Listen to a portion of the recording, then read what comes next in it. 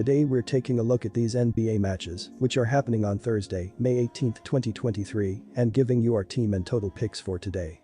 Welcome back to High Stakes. Before we dive into our video, don't forget to subscribe and to push the notification bell so you don't miss any of our videos. Also check out our Patreon if you want access to our premium picks. Our Patreon is a way for us to help you improve your chances of making more money. You will find the link to our Patreon in the description and comments section below. Los Angeles Lakers vs Denver Nuggets. Down 0-1 in the series, and as public of a team as the Lakers are, chances are we see plenty of Lakers money to keep this number from climbing as high we saw in Game 1. Given what we saw from the Lakers in the second half, it's easy to expect that to carry over into more support in the market here, especially when the stars like LeBron James and Anthony Davis still filled up the stat sheet. Davis finished with 40 points, 10 rebounds, and 3 assists in the Game 1 loss, while James had 26-12-9 himself. Getting 23 from Austin Reeves on 5-for-9 from 3 was a huge boost for LA, but it still wasn't enough.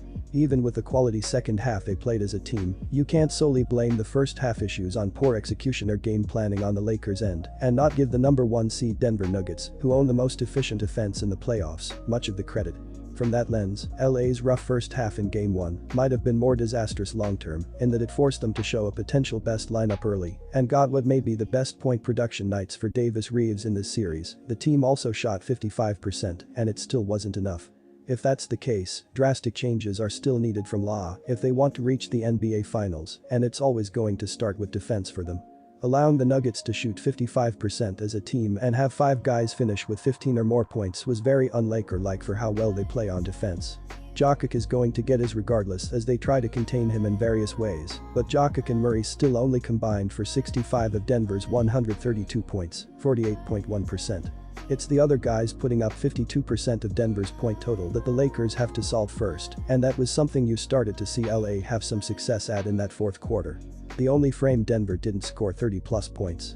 It's that idea that I think Game 2 Lakers bettors have to hang their hat on, because it doesn't matter what adjustments the Lakers make, if Denver's 1.348 raw offensive efficiency number they had in Game 1 doesn't come drastically down, this series won't be a long one. The Lakers started slow on Tuesday night, and it was asking too much of them to mount a double-digit comeback late. Their effort was impressive, but adding in some unlucky defensive possessions simply showed that it wasn't their night. The more serious concern surrounds how they have struggled away from home this season. In Denver, they are 0-3 across 3 road games, while they have a 22-26 overall record away from home.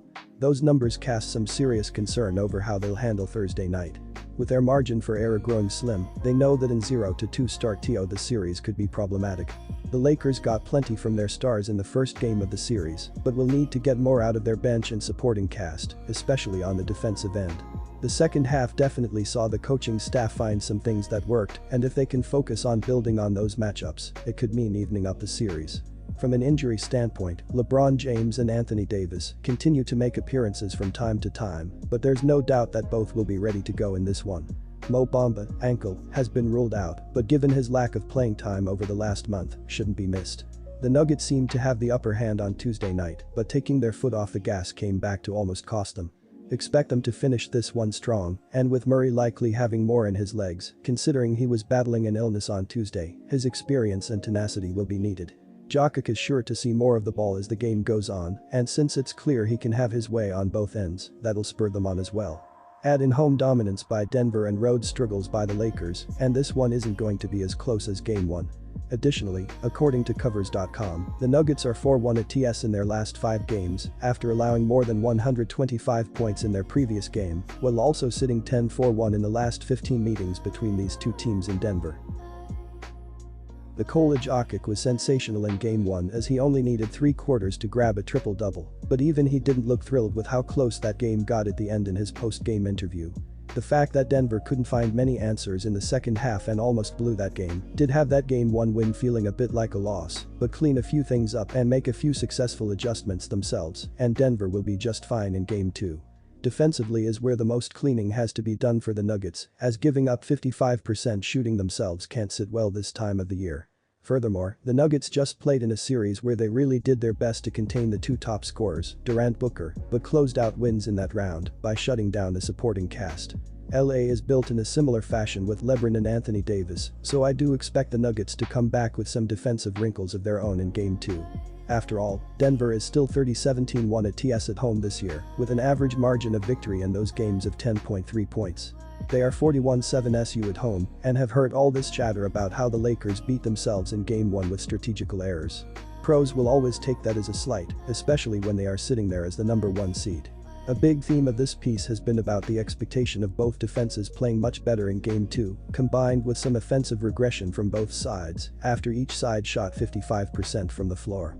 Shouldn't be too hard to see where all of that adds up on the total for me, as the Nuggets are still an under team at home overall this year, 21-26-1, and we've also yet to see the Lakers top 100 points scored in a Game 2 in these playoffs. LA is coming into this one, saying they can't give up 70+ like they did in the first half of Game 1, while the Nuggets are saying the same thing about themselves and their second half effort. More execution in the half court with both sides searching for consistent wrinkles that work is what I expect to see in Game 2. Finally, if there is one thing you can take from the fact that the Lakers are 4-0 SU and ATS off a loss this year, all home games, is the fact that they've tightened up the defense tremendously in those efforts.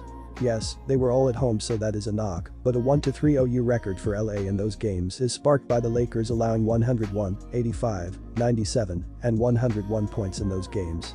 Denver being at home may equal a couple buckets more, but with this total already quickly moving upwards, it's moving the wrong way in my eyes. Take the under 227.5 points.